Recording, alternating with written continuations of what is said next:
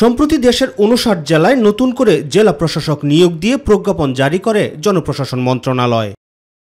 এ পদে নিয়োগের ক্ষেত্রে বঞ্চিত হওয়ার অভিযোগ তুলেছেন আওয়ামী লীগ সরকারের আমলে বঞ্চিত বিএনপিপন্থী হিসেবে পরিচিত উপসচিব পদমর্যায়ের কর্মকর্তারা। সচিবালয়ে জনপ্রশাসন মন্ত্রণালয়ের সিনিয়র সচিব ডক্টর মোহাম্মদ মুখলিসুর রহমানের সাথে দেখা করে অবিলম্বে প্রজ্ঞাপন দুইটি বাতিলের দাবি জানান তারা। যে জেলা প্রশাসক হিসেবে ৫৯ জন কর্মকর্তাদেরকে পদায়ন করা হয়েছে, তাদের অনেকের বিষয়ে আমাদের অভিযোগ রয়েছে, আপত্তি রয়েছে। যেহেতু এই সকল কর্মকর্তারা বিভিন্নভাবে বিগত সরকারের বিভিন্নভাবে সুযোগ সুবিধা নিয়েছেন, আশীর্বাদ পুষ্ট হয়েছেন, সুতরাং যত দ্রুত সম্ভব মাননীয় প্রধান উপদেষ্টার সাথে কথা বলে এই দুটি যে প্রজ্ঞাপন জারি হয়েছে সেই দুটি প্রজ্ঞাপন বাতিল করতে হবে। তবে প্রজ্ঞাপন বাতিল নয়, এরই মধ্যে অভিযুক্ত ৮ জন ডিসির নিয়োগ বাতিল করা হয়েছে বলে জানান জনপ্রশাসন মন্ত্রণালয়ের সিনিয়র সচিব। একই সাথে ৪ জেলায় ডিসি পদে রদবদল আনা হয়েছে বলেও জানান তিনি।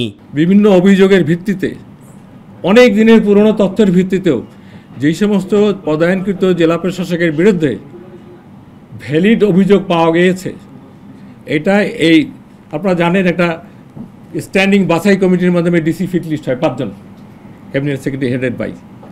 সেই কমিটি আজকে বসেছিল এবং সেই কানুনগুলো পর্যালোচনা করে ইমিডিয়েট যেটা হয়েছে, অলরেডি ৮ জন ডিসিকে তার নিয়োগ বাতিল করা হয়েছে। বিষয়টি নিয়ে যারা মন্ত্রণালয়ে বিশৃঙ্খলা সৃষ্টি করেছেন তা তদন্তে কমিটি গঠন করা হয়েছে বলেও জানান ডক্টর মোহাম্মদ মুখলিসুর রহমান। আমরা এটাকে বলতে পারি বিশৃঙ্খলা এবং অশোভন আচরণ, এবং আমাদের মতোই সহকর্মীদের দ্বারা ঘটেছে, যেটা অনাকাঙ্ক্ষিত ছিল।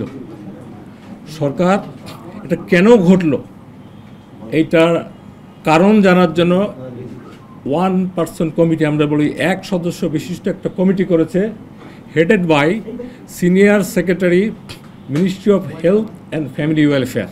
নবনিয়োগ পাওয়া ডিসিদের কাজে যোগদানের নির্দেশ দিয়ে আগামী 3 দিনের মধ্যে বাকি জেলাগুলোতেও জেলা প্রশাসক নিয়োগ দেওয়া হবে বলে জানান জনপ্রশাসন মন্ত্রণালয়ের এই সিনিয়র সচিব।